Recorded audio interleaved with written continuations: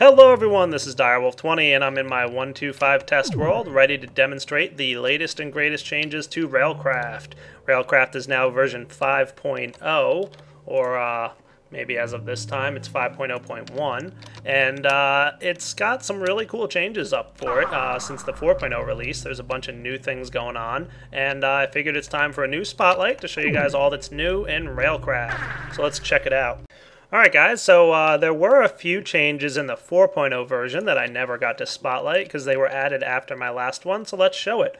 First off, he added some basic functionality for linking carts, and I think this might be improved in later versions, but all you gotta do is place a couple carts near each other and then grab yourself a crowbar. As you recall, the crowbar is crafted like so, and right click on the first cart that you want to link and it'll tell you link started, and now right click on the second cart and it'll say link created, and you can see these two carts kind of sucked together. Now they are pretty much established as one entity, and you can no longer separate them, so you can see these guys are separate from this one. And if you want to add this cart to the chain, all you got to do, of course, is right click one and right click the other. Now they can't be too far apart like they were in this example. You have to bring them somewhat close together, and then they will be able to link up. So let's try and get this guy back on the cart here and link it up.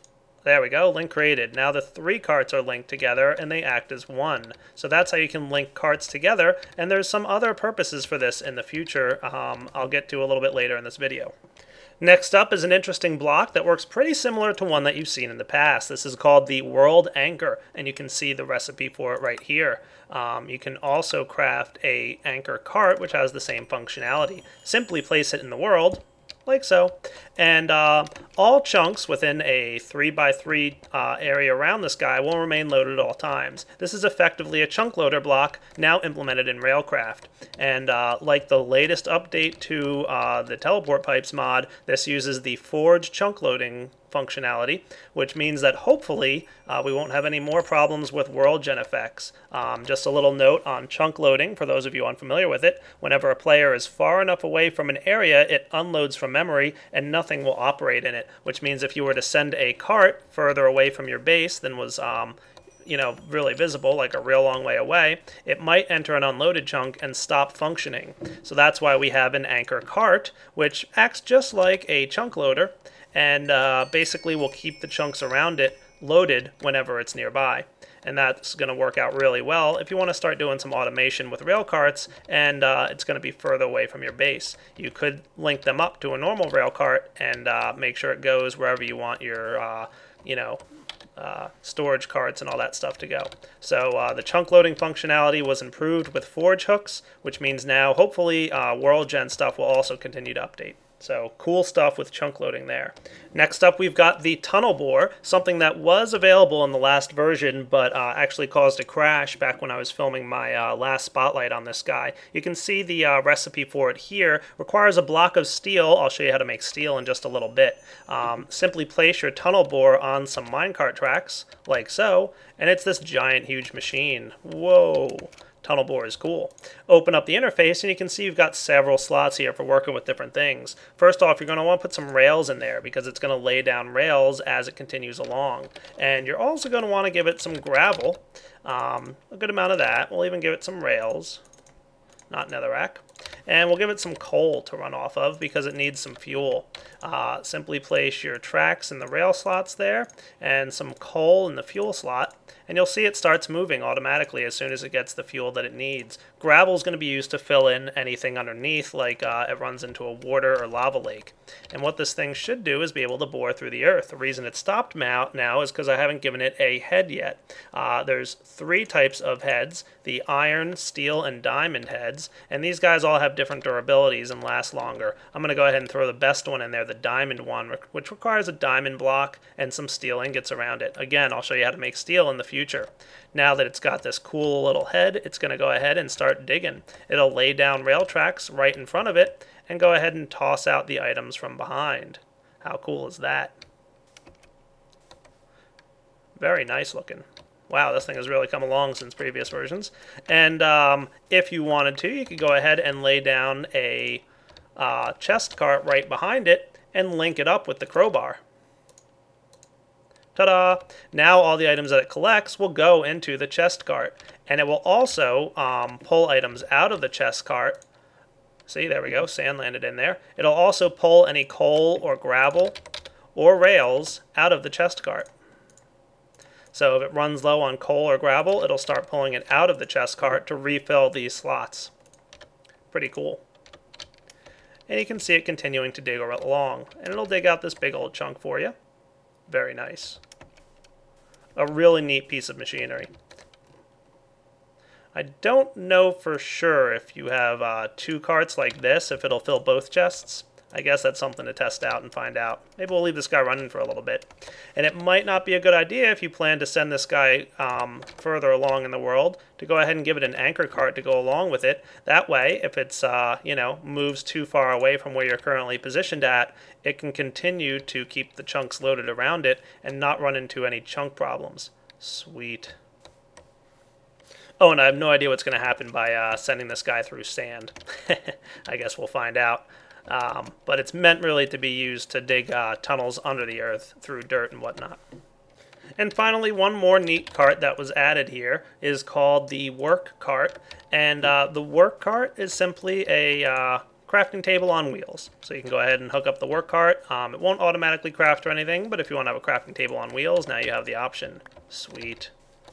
And that about wraps it up for all the changes in the 4.0 line. Now let's move on to the things that were added in the 5.0 section of Railcraft. A bunch of neat stuff to do, so let's get started. First off, it's updated to Minecraft 1.2.5, which is great, and ModLoader MP is no longer required. He switched over to the netcode portion of Forge. So most other Forge mods don't require ModLoader MP anymore, and this one's no exception. Let's move on to some of the things that he's added and changed. Okay, 2 new blocks that were added to Railcraft. Number 1 is the Infernal Brick. There we go. And the Infernal Brick, as you can see, is crafted with Nether Brick and Soul Sand. Cool. And the purpose of the Infernal Brick, for the most part, is just decorative. So you can place in the world and it looks cool. But the other option here is the Blast Furnace Brick. So let's get rid of this guy and take a look at the Blast Furnace Brick, which actually does have a purpose, if NEI would behave itself. The Blast Furnace Brick is a pretty similar recipe. You just need to place some magma cream in the center, or take some existing Infernal Bricks and go ahead and place magma cream in the center, and you'll get Blast Furnace Bricks. So pretty cool. Obviously a lot of materials needed here to craft your Blast Furnace Brick, but let's go ahead and show you what you can do with it. This is how you make steel, by the way. So basically what you want to lay down is a 3x3 by 4 structure. Just like this.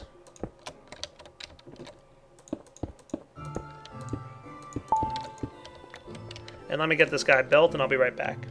Okay, so 3x3x4, meaning 3x3 wide in the bottom base and then 4 blocks tall. And you want to keep it hollow in the center. So let's go ahead and place down that last block there. And we should get, there we go, some new blocks in the middle. So the blast furnace is built pretty similarly to the coke oven. And you can open up the interface here, and as you can see, the blast furnace is basically a giant furnace which can produce steel. The way you produce steel is to get yourself some iron. You're just going to need some iron ingots, and you're going to need some coal coke. Either coal coke or, I believe, charcoal will also work. There you go. And place your iron ingots in the top and your coal coke in the bottom, and it'll take a little bit, but it'll convert that iron ingot with the superpower of the coal coke and get you some steel. So this is the way you produce steel in Railcraft. And as you saw, steel is required for some of the more advanced machines, like that awesome machine back there. Let's check it out. Steel ingots used for blocks of steel and for diamond bore heads and all the other bore heads. And the blocks of steel are used for the tunnel bore. Cool. Speaking of my tunnel bore, looks like he's traveling along just fine here. Oh yeah, he's doing well. Nice job, tunnel bore. How are we for... Oh yeah, look at that. Lots of resources in our chest cart. Nice. So my blast furnace is cooking away, making up some steel. Let's check out some of the other stuff added. And one of the final blocks to show you guys as part of this spotlight are the advanced loaders and unloaders. Now, as you might recall from previous spotlights, the loader and unloader for items, the loader needs to be on top so that gravity can affect the items falling out of the loader and drop it directly into the chest cart. And unloaders need to be placed underneath the chest cart so that the items can fall out. Now, the advanced loaders and unloaders do not rely on gravity. They can magically push items in and out of the cart, so you can place them on the side or underneath or really wherever you want them, and you can change the orientation of the items by using the crowbar or the industrial craft wrench. Now I've set up a nice little loader and unloader system here, and I can send the cart down it. The loaders have an interface which is a little complex, but don't worry, I'll get it straightened out for you. The inventory area here is the internal inventory.